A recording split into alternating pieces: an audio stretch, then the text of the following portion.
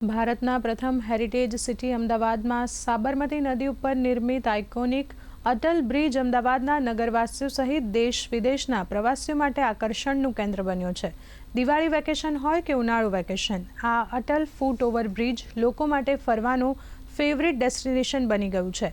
પ્રધાનમંત્રી નરેન્દ્ર મોદીએ 27 ઓગસ્ટ 2022ના રોજ અટલ બ્રિજને જાહેર જનતા માટે ખુલ્લો મૂક્યો હતો, તો Sabarmati riverfront development corporation limited દ્વારા આપવામાં આવેલા તાજેતરના આંકડા મુજબ 31 ઓગસ્ટ 2022થી ઓક્ટોબર 2025 સુધીના સમયમાં કુલ 77,71,269 લોકોએ અટલ બ્રિજની મુલાકાત લીધી છે, જેનાથી અમદાવાદ મ્યુનિસિપલ કોર્પોરેશનને ₹27.70 કરોડથી વધુની આવક થઈ છે, જે અમદાવાદ ટુરિઝમ ક્ષેત્રે ગૌરવની બાબત છે।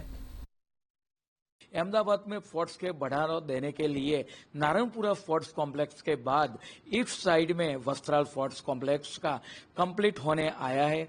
आगामी दिसंबर महीने में उसका इनॉग्रेशन होगा।